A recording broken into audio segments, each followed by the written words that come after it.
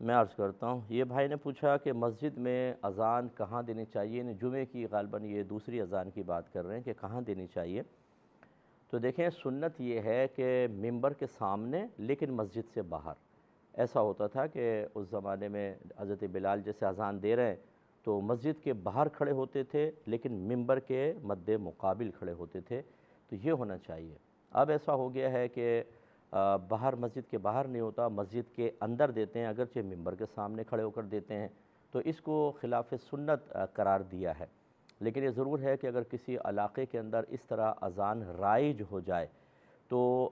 مطلب روکنے کی کوشش کریں، لیکن اگر باز نہیں آتے، جیسے کمیٹی باز نہیں آتی، لوگ نہیں مانتے، بلکہ بعض ائمہ خود اس کی اجازت دے رہے ہوتے ہیں کہ سامنے کھڑے ہو کر اذان دے دیں، تو وہاں لڑائی جھگڑا پیدا نہ کیا جائے۔ اور ایسے امام کے پیچھے یہ نہیں کہ آپ کہیں کہ ہم نماز ہی نہیں پڑھتے ہیں اور چلے جائیں، مسجد کو ویران کرنے کی کوشش کریں، ایسا نہ کریں، بلکہ آپ اس پر اگر چاہیں تو فتویٰ کوئی لے کر ان کو پیش کریں کہ جی دیکھیں شرعی حکم تو یہ ہے، ہو سکتا ہے کہ ان کے پاس کوئی ایسی دلیل موجود ہو۔ تو اس میں بڑی تفصیل ہے جو یہ پروگرام کا مختصر وقت اس کا متحمل نہیں ہو سکتا کہ کس مصلحت کی بنا پر حضرت بلال باہر اذان دیتے تھے، مسجد کے اندر کیوں نہیں دیتے تھے، اور اب اگر مسجد کے اندر دیں تو کیا یہ خرابی پیدا ہوگی، اس پہ ایک تفصیلی کلام ہو سکتا ہے۔ لیکن فی الحال میں یہی عرض کروں گا کہ ہمارے اکابرین نے یہی لکھا ہے، مسجد میں اذان دینا مکروہ ہوتا ہے، باہر دینی چاہیے، اور لیکن کہیں اگر رائج ہو گیا ہے تو میں کہتا ہوں کہ لڑائی جھگڑا نہ کریں، اس کو محبت سے ختم کرنے کی کوشش کریں، پاسبل ہو تو باہر کوئی حجرہ وغیرہ ایسا روم بنائیں جس میں مؤذن صاحب اذان دیں، اگر نہ ہو سکے تو پھر جھگڑا پھڈا بالکل بھی نہیں کرنا چاہیے۔ بہن نے فرمایا کہ بعض اوقات فجر کی نماز قضا ہو جاتی ہے، ہم اس کو ادا کرتے ہیں، تو کیا اس کے ساتھ اور کوئی نوافل وغیرہ بھی پڑھ سکتے ہیں؟ جی، اگر وہ وقت ایسا ہے کہ اس میں آپ فرض اور نوافل ادا کر سکتے ہیں مگر وقت نہیں ہے تو پھر کوئی حرج نہیں ہے، بالکل پڑھ سکتے ہیں۔ جیسے سورج نکلنے کے بعد آپ نے سوچا فجر قضا کر لوں اور اسی میں پھر آپ ساتھ ہی چاشت بھی پڑھتی ہیں یا اشراق کی نماز پڑھتی ہیں تو بالکل پڑھ سکتی ہیں، اس میں شرعاً کوئی ممانعت نہیں ہوتی۔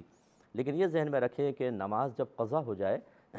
تو میں سوچ دے رہا ہوں، بس پبلک کو ذرا تھوڑا سا سوچئے گا، بعض لوگ بڑے پولائٹلی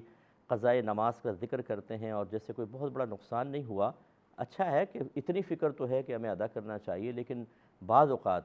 مجھے ایسا محسوس ہوتا ہے جب سامنے کوئی ہوتا ہے کہ اس کو اتنی ندامت ہے نہیں، تو ذرا احساس کیجئے گا ضرور کہ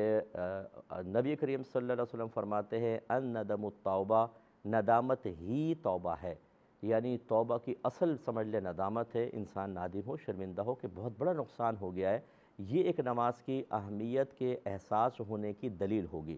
اس لیے میں کبھی کبھی سمجھاتا ہوں اگر آپ کی جیب سے 50,000 کا نوٹ گر جائے اور خصوصاً ہماری بہنوں کے پرس سے گر جائے، کتنے دن تک آپ دکھ محسوس کریں گے، اور اس وقت آپ کی کتنی کیا کیفیت ہوگی، آپ کا چہرہ اتر جائے گا، ہر جگہ ایسے لگے گا شاید 5,000 کا نوٹ یہاں سے نکل آئے گا، تو وہ تکیہ بھی اٹھائیں گی، چادر اٹھائیں گی، بچوں کو پیٹ دیں گی دبا کر، غصہ سارا ان پہ نکال دیں گی، ایک دفعہ پوری گلی کا راؤنڈ لگا لیں گی کہ شاید باہر گر گیا، میں باہر سے آئی ہوں، اور کئی دن تک صدمہ ہوگا، اور 10 عورتوں کے سامنے کہیں گی نقصان ہو گیا، بلکہ ایسا بیٹھیں گی کہ آ کے پڑوسن پوچھے گی خیریت تو ہے، آپ کے چہرے پہ غم کے اور صدمے کے، گہرے صدمے کے آثار ہیں کہ ہاں آج وہ 5,000 کا نوٹ گر گیا بیٹھے بٹھائے۔ لیکن فجر کی نماز میں کبھی یہ صدمہ ہوا ہے ہمیں قضا ہونے پر؟ یہ افسوس ہوا ہے کسی نے آ کے ہمدردی کا اظہار کیا، یا ہم ایسا منہ بنا کے بیٹھے کہ 10 کے سامنے ہم نے کہا ہو؟ اس لیے ہمارے اکابرین کہتے ہیں کہ آج مسلمان کی نگاہوں میں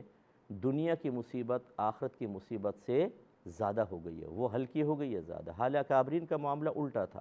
انہیں دنیا کے نقصان کی کوئی پرواہ نہیں ہوتی تھی، وہ اخروی نقصان پر غم محسوس کرتے تھے۔ اس کیفیت کو بدلنے کی ضرورت ہے، تھوڑا سا